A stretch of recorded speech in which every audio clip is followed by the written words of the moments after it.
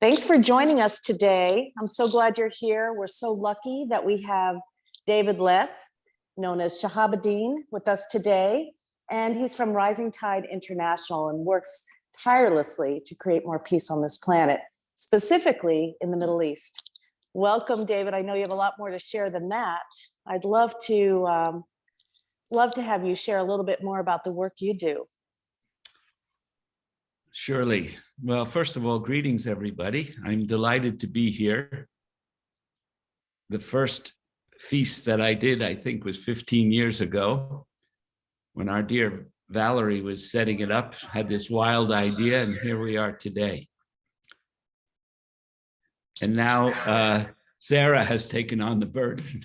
So I pray for you. Thank you. I love it. Not an easy job. Well, it's a technological job, that's for sure. Yeah. Well, so what I do, it's really not me. It's a whole group of us are working to bring real peace to the Holy Land, especially between the Israelis and the Palestinians, to bring peace now in Israel between the Arabs and the Jews.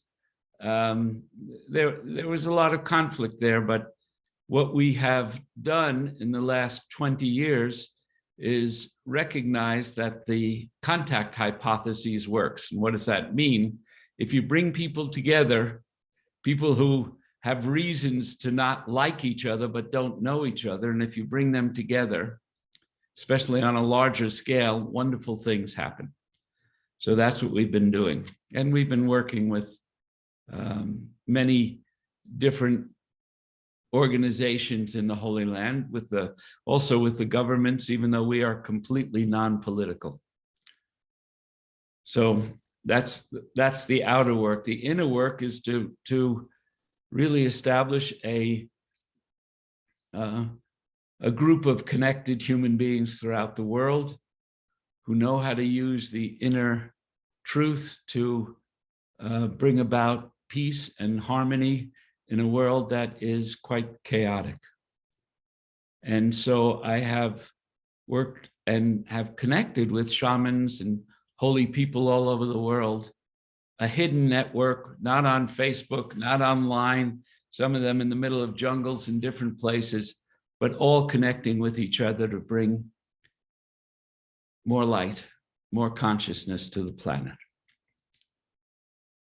So,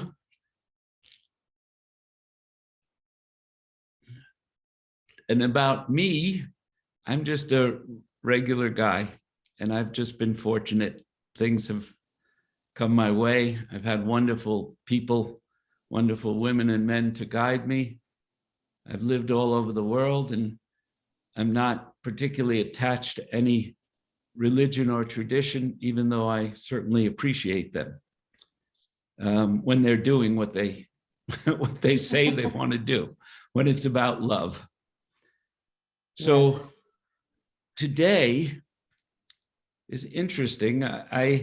We only have a few minutes really, but I wanted to share a little bit about the teaching about death and dying and how that can become the most fundamental spiritual teacher for all of us. I'm going to begin with a short poem. And really listen to the words of this. It's question and answers, the form of this poem. Death, what are you? And death responds, I am the shadow of life. Death, of what are you born? I am born of ignorance. Death, where is your abode? My abode is in the mind of illusion. Death, do you ever die? Death, do you ever die? Yes, when pierced with the arrow of the seer's glance. Death, whom do you draw near to you? I draw closer to me the one who is attracted to me. Death, whom do you love? I love him or her who longs for me? Death, whom do you attend? I readily attend the one who calls on me. I readily attend the one who calls on me. Death, whom do you frighten? I frighten the one who's not familiar with me. Death, whom do you caress? The one who lies trustfully in my arms. Death, with whom are you severe? I am severe with the one who does not readily respond to my call. And finally, death, whom do you serve? I serve the godly, and when they return home, I carry their luggage. So there's so much in that poem, but what really enables us to both live life fully and die consciously is to practice dying daily. We've been raised to fear death, and it's very, very old in our DNA to survive at all costs. And out of that, we've developed an ego so that we do whatever we need to do to maintain ourselves and the safety of the species. But we have evolved. We're not cave people anymore. We're not even people of the last century. And as we evolve, our ego hopefully evolved and evolves with us. And what is that evolution?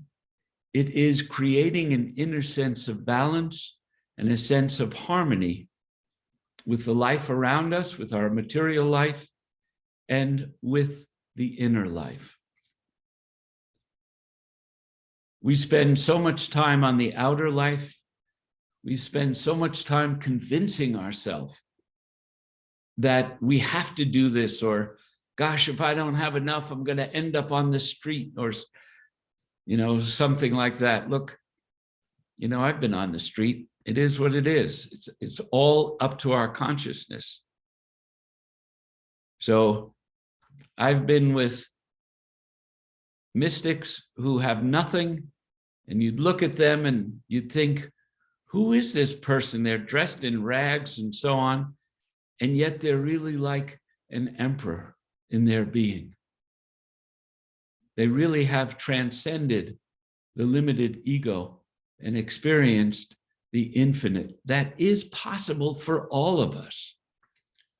But we need to be a little familiar with death. So what I'm going to do, I'm going to speak for a few minutes, perhaps 5 or at most 10, about really the nature of death. And you think, well, how can you say anything about death in 5 or 10 minutes? Well, it's possible. Look at that poem, was probably 1 minute long, and look at the wisdom that was in there. So a few things that we need to know. One is what dies is the body. We all know that. When the body dies, the elements, the 4 directions that make up the body, the earth, the water, the fire, and the air, 4 energies or 4 emotions, in a sense, leave their connection with the body. There is nothing in the body to experience them anymore. So the fastest element leaves first. That's the air. What's the first thing that leaves? We take our last breath. The air leaves the body. Then the fire, the heat goes in the body gets cold. Then the water, the body dehydrates. And finally, the earth, dust to dust. But that's the body. Is there just blackness? What happens? everybody always asks this question, what happens after death? And either people make up some fantasy, or they say just blackness. Well, I like what the Dalai Lama said once. I was with him. There was a group of us, and somebody asked him about death, and they said nothing exists after death. And he said, nothing? Is there nothing? And they said, oh, just blackness. And he said, well, blackness is something. So what really exists after death? The mind and the spirit. And the mind has many levels, as we know, or I hope we know. Initially, after death, the consciousness, which is beyond the mind, the consciousness is drawn to that which we love the most, that with which we expend most of our energy towards. So if our energy, for example, is towards feeling that we are victims, feeling self-pity, then the energy of the consciousness is drawn to the forms of the mind that create more self-pity. And in essence, that person that will live in a world of self-pity until that form finally weakens and lets go. And then the energy is released, hopefully, to finer and finer levels. If, for example, this is probably a terrible example to use in a meditation group, but I will. If I'm a murderer, if I'm a hitman, and I get paid to kill people, and I'm very professional, and I never get caught, when I die, it's not that I go to heaven or I go to hell. I go to the forms that are within my mind. So the person who does very violent acts in a very sociopathic way creates these very heavy forms that they constantly are filling and fulfilling, and they live in that world. But in the next world, the willpower we experience here is not the same as the willpower we have there. So in the next world, that person not only is the evildoer, but is also the victim. And it's quite chaotic. And so for that person, it's hellish. Now, does that go on forever? And the answer is no. Once we leave the earth, there are many, many, many more beings that help. And frankly, these illuminated beings go into the darkest realms and help these misguided souls get out of them. If people have a very strong connection with angels, then they create a world of angels. If they have a strong connection with demons, they create the forms of demons.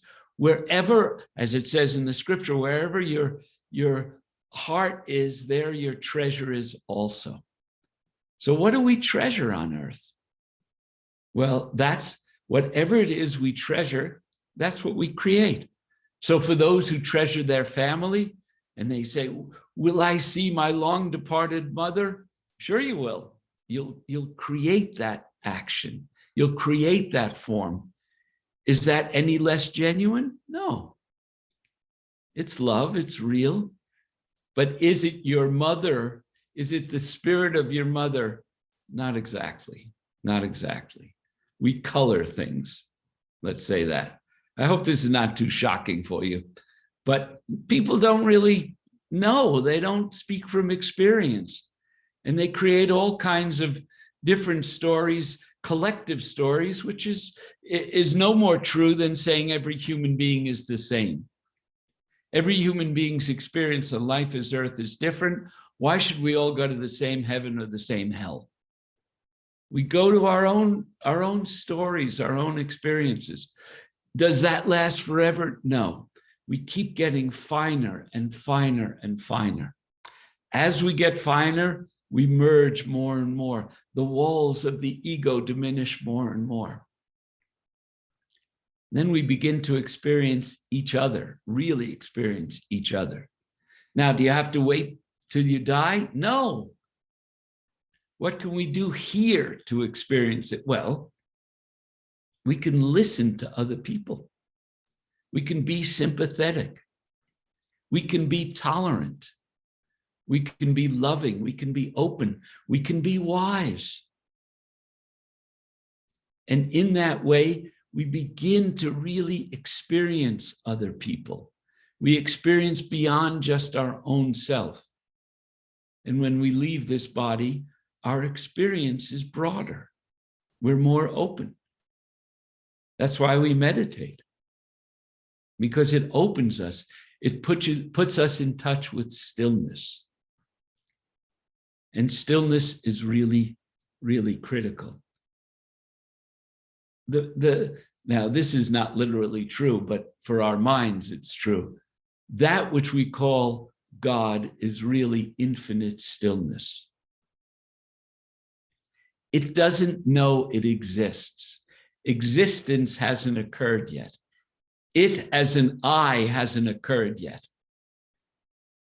It is just infinite stillness. Everything exists within it as potentiality. And then the first stage of manifestation is when some minute part of the infinite stillness recognizes I am. Not I, Shahabuddin, but I am, the vastness. I exist. Now that doesn't affect the rest of the stillness, but that first I exist then creates vibration, and out of vibration comes manifestation. That's why we say in the Bible, it says, in the beginning was the Word. What does that mean? Word really isn't a spoken word. It's in the beginning was vibration. Later came light, but first vibration. So knowing that our mind lives after the death of the body actually is the most freeing piece of information I can offer you today. Now, people ask me, well, how can the mind live without the brain? The brain is not the mind. Consciousness is not the mind or the brain.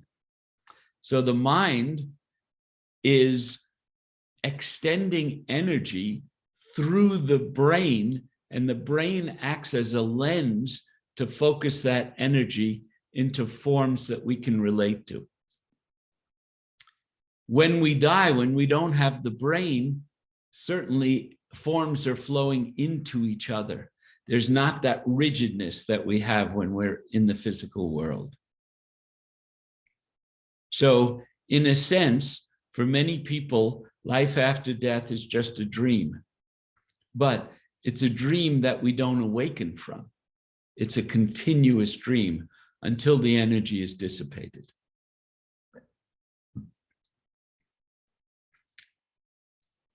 So let's do a little meditation about all this.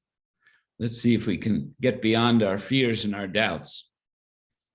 And before we do that, I don't ask you to believe anything I say. I hope you don't. I hope it triggers something inside of you that says, I want to find out more. And then you begin to look within yourself. You become your own teacher. And you learn about the mind. You learn about the ego. You learn about death and about living.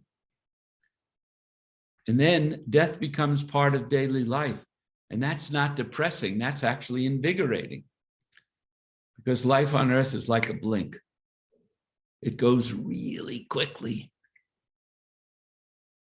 So we want to get what we can.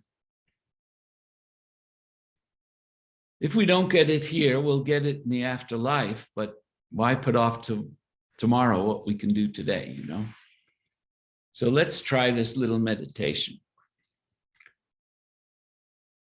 If it's easier for you to lie down for this, just go ahead.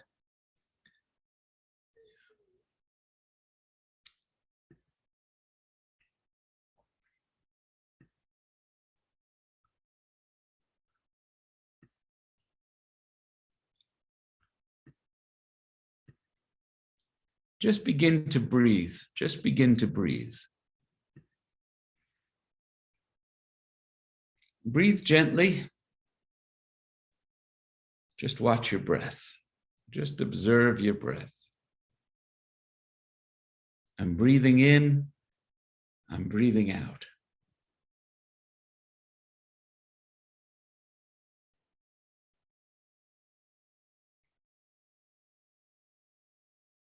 And the breath continues long, long, long. The breath continues long after death of the body.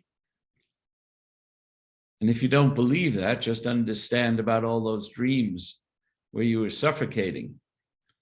Well, you're suffocating because you didn't have breath. So breath exists in the dream. Breath exists beyond the dream, beyond form. For what is breath really? Breath is the inflow and outflow of energy, the two directions of energy. So just observe the breath. If your mind is active, you can use the mantra as you breathe in, you think, I am breathing in. As you breathe out, you think, I am breathing out.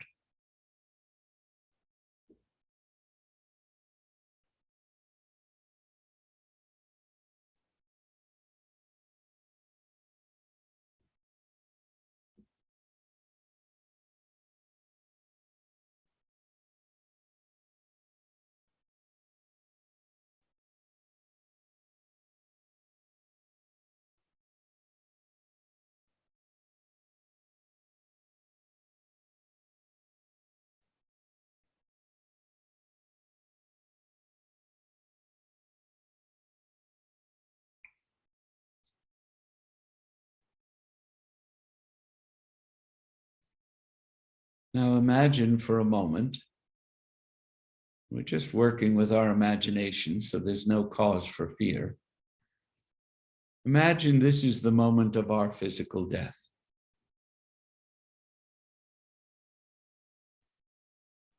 What actually happens? Well, there is a connection between consciousness and the mind, and then between the mind and the body.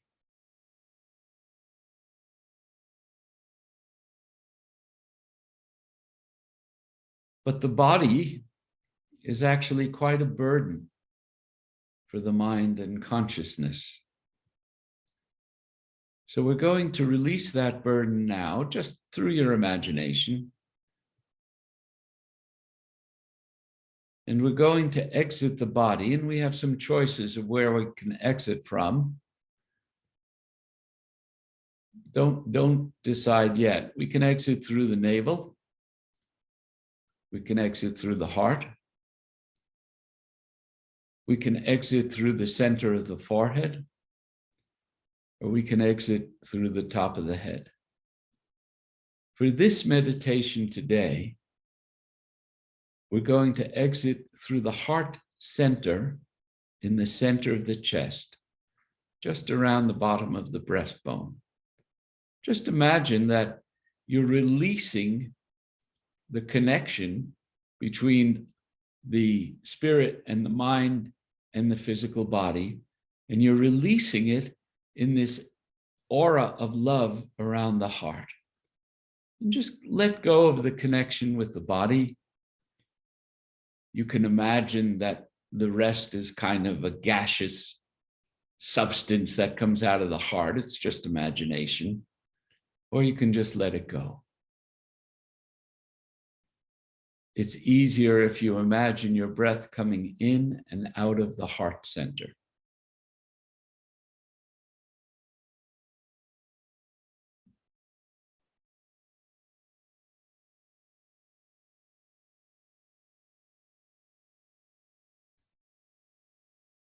If you want to imagine loved ones around you, you can, but then you'll create them grieving or something, which probably is not exactly going to be as you imagine.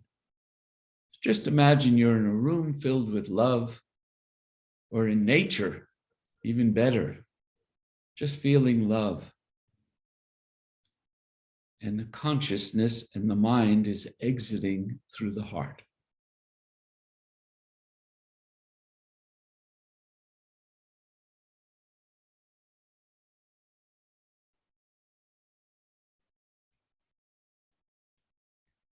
And there's a feeling of lightness,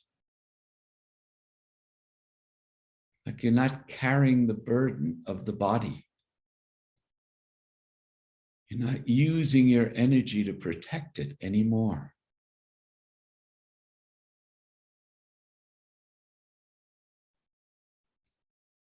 And instead of focusing on the body, look away. Look away and feel the lightness. That's why so many people who have died and come back report about seeing the bright light. The bright light is the relief at not carrying the burden of physicality anymore, not just the body, but of physical form. And it is light. The consciousness actually creates light.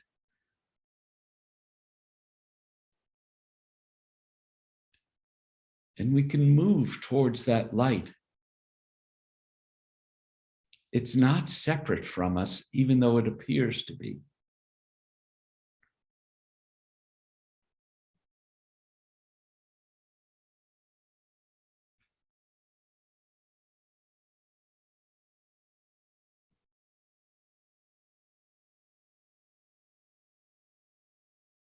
Now, at this point, we have to deal with those friends and family whom we left behind. They don't really understand our freedom.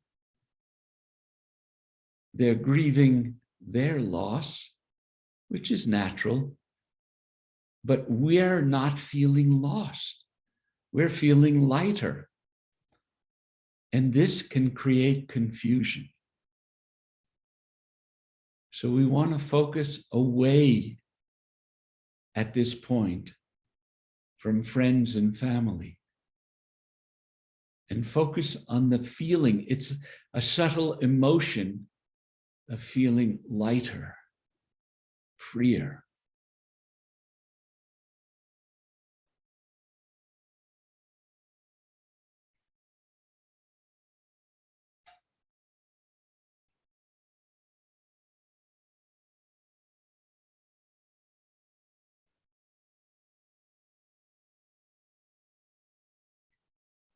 We still have our form. We still look the way we looked when we died, except healthier. We're not younger or not older. We just are what we were.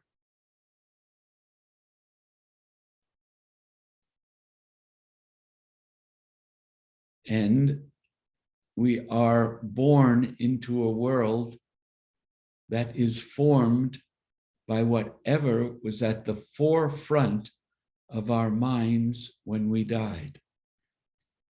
If we're feeling surrounded by beauty and love, we create that.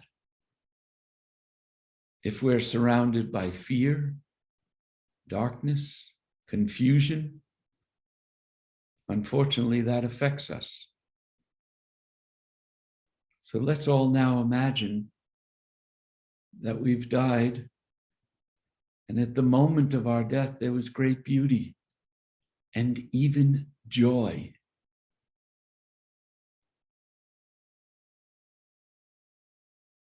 Relief, freedom.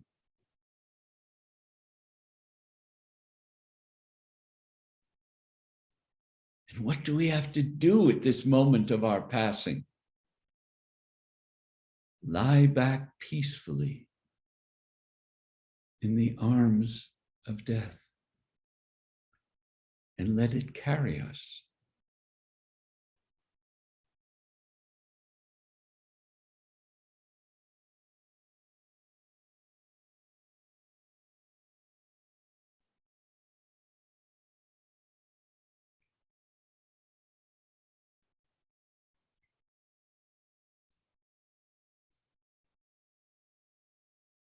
When Jesus said, unless ye be born again, this is what he was speaking about.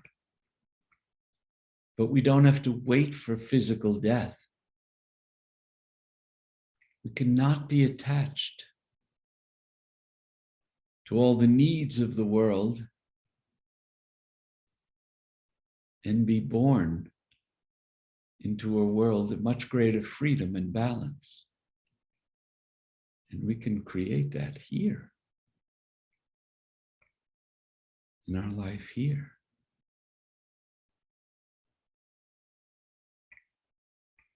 So you just lie back, figuratively,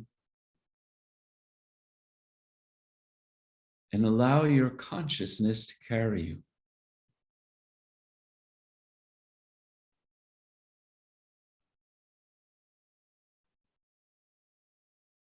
Will our life pass before us in a flash? Perhaps. There are many different ways that people leave the body, leave this world.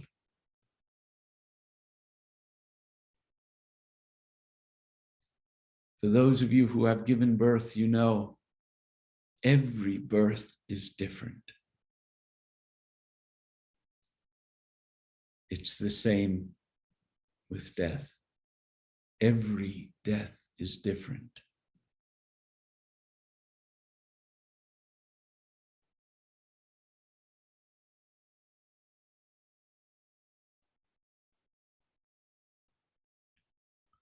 Now imagine that we are awakened beyond the physical now. You're in this fluidic world of forms, similar to, or in some cases exactly like the dream. If we're full of fear, we create that which frightens us. If we're full of joy, we create joy. If we're full of doubt, we create doubt. If we're full of confusion, we create confusion.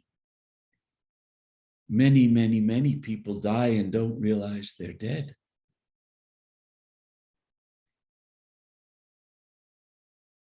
If we're very attached to the earth, to our life on the earth, to the people of the earth, we live in a world of confusion because we won't move towards lightness, and yet we can't get physically back to the earth. And this, unfortunately, for those who experience it, is purgatory. They can't get back to physicality, and they can't move fully towards lightness. So people who are in one way or another very greedy, who fear change.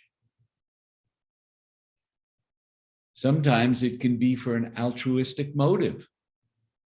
Well, I can't leave my child. Who will protect them? I have to stay. But that's a different form of doubt, not love. We have to have faith. Our children will be protected. It's not our work anymore.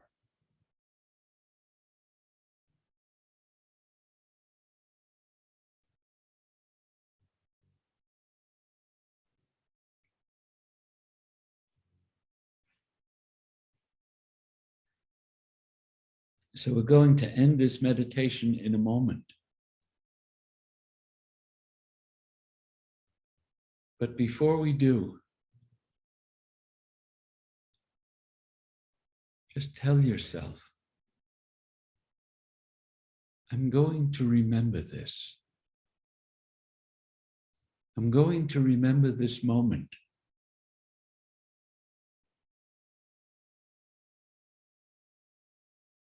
During my physical death, I really will focus on beauty, on the love that's so present in my heart. I will remember to lie back trustfully. The process will carry me. The baby doesn't teach the mother how to give birth. The baby just trusts.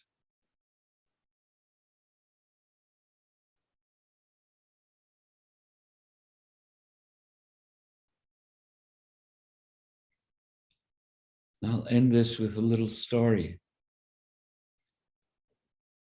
Someone I knew in India. He lived in a cave in the Himalayas. He's a very beautiful human being. And he was asked, what is death? What is death?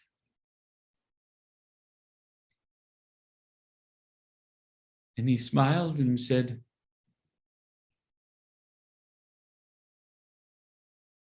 death is just moving the infant from one breast to another.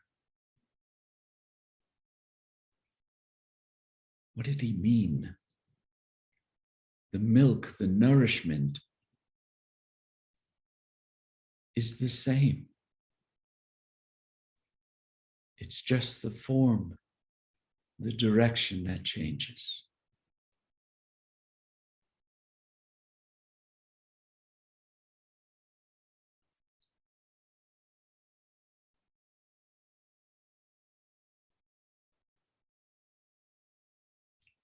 Death is like the first time we venture into another country here on earth. And it's a little unsettling at first, finding new customs, new directions. But it's also a little exciting.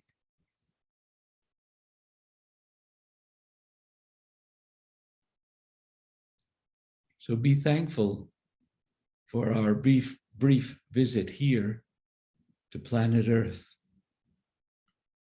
But remember, the journey continues for eons.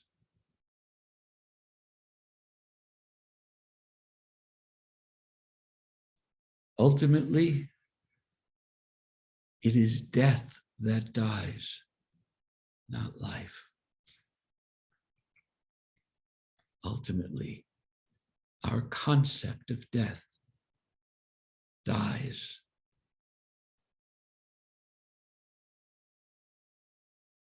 And we live. So don't wait. Why wait? Little deaths, we could have little deaths every day. Okay, come on back, open your eyes, and I'll tell you another story. Quick one. This was many years ago. And we didn't have much in the way of means at the time and had 4 little kids. And the big treat was once a week we would have ice cream. And everybody knew the ice cream day, even though I can't remember what day it is now. And we would have the meal. At the end of the meal, we would have the ice cream. So we all got our bowl of ice cream. And my youngest son, who was probably 2 or 3 at the time, ate his ice cream and he looked at me and he said, "Can I have yours?"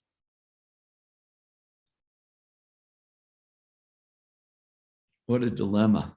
I wanted the ice cream, but I gave him my ice cream. That is a little death. And we have a chance for that every day. Have as many little deaths as you can. That's how we practice. And you don't have to give the ice cream. You can be kind when you don't want to be. You can be loving when you really don't want to be. Tolerant when everything in you is saying, oh man, I can't take that. Those are all practices which enable us to die consciously. And we want to die consciously.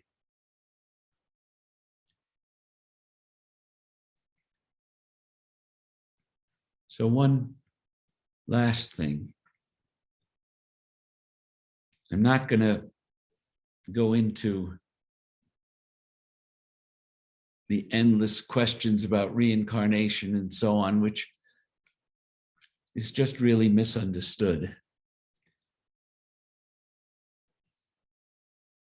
But I will say this: souls that are coming in encounter the spirit and the souls and the mind of those who have left the earth. And the souls coming in are completely innocent. They have no idea of good and bad. And they just take things on.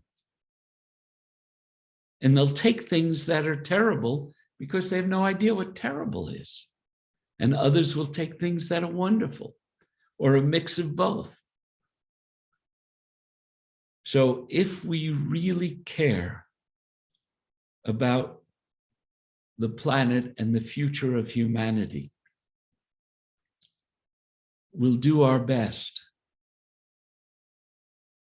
to be able to die consciously and offer beauty to those innocent souls coming in, because they've got to relive whatever we haven't finished.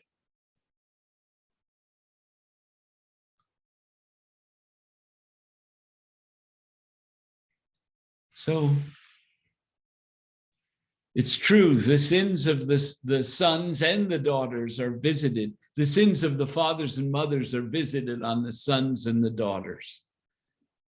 So we've got to stay awake. Well, I think that's enough. Before you start throwing stones at the screens or something, I better stop.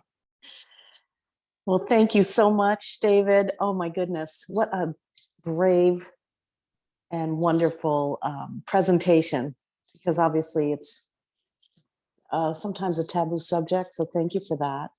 We've gotten a few questions about that first reading you did.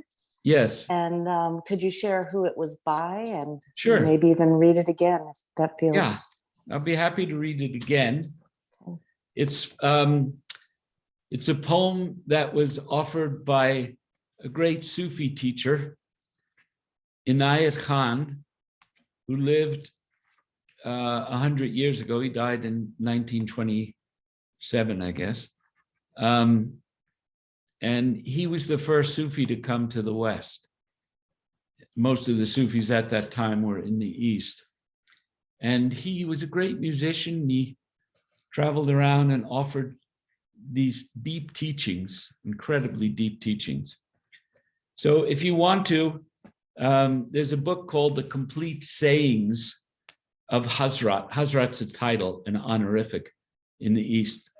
And his name was Inayat Khan, The Complete Sayings, or it's also called by other names. But if you go and Google Complete Sayings of Inayat Khan, you'll get it. And there are 3 separate sections, or more than that, actually. This is in the section of the Vadan, V-A-D-A-N. It's not titled, by the way, it just is what it is. Death, what are you? I am the shadow of life. Death, of what are you born? I am born of ignorance. That's what we were trying to deal with today. Death, where is your abode? My abode is in the mind of illusion. Death, do you ever die? Yes, when pierced by the arrow of the seer's glance. Death, whom do you draw near to you? I draw them closer who are attracted to me. Death, whom do you love? I love the one who longs for me. Death, whom do you attend? I readily attend the one who calls on me. Death, whom do you frighten? I frighten the one who is not familiar with me. Death, whom do you caress? The one who lies trustfully in my arms. Death, with whom are you severe? I am severe with the one who does not readily respond to my call. Death, whom do you serve? I serve the godly, and when they return home, I carry their baggage. So maybe someone who knows can put the name of Inayat Khan into the chat so everybody can have that. It's in there now, yes. It's in there, good, okay. Wow, well, thank you for this. If you get a chance, read the chat. Everybody is not throwing stones. They're bowing with appreciation and love. So thank you for bringing that to us. So how can You're people? welcome. Oh, You're I'm sorry. welcome, really. And you know, trust yourself. Trust yourself. Really, everything is within us. We know it all. We know it all. So trust that. You know enough. And I suppose I should say anyone who needs to find me will find me. Okay. I think there's a link to your website on the Feast for the Soul. If people just look That's you up, great. they should be able to find you. Yeah, except I don't think I've looked at my website in 5 years, but maybe Chris does. I don't know. Well, they can email me and I'll send them a little Yeah. contact Thank you info. all. You know, this day doesn't happen without all of us together. So do we have one more minute? Yes. I'd like to do one last thing, which is, especially people who don't have their picture on, if you don't mind, just put your picture on. And everybody take a look at every face, because every face is your own face. Look with love. Look with eyes of love. How lucky we are, how fortunate we are.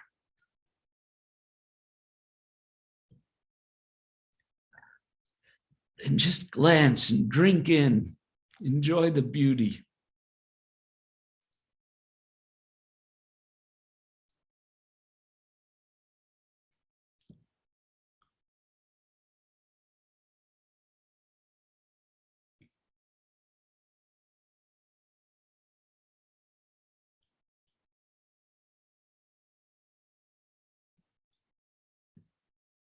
Well, thank you all. Love to you all. Thank you. Thank you so much for being here and sharing your wisdom and your big, beautiful heart. Thank you. See you again, I hope soon. I hope. Take care now. You too. Thank you. Thank you. Okay. Wow. I am going to offer what we often offer is a breakout room if you'd like to be a part of that.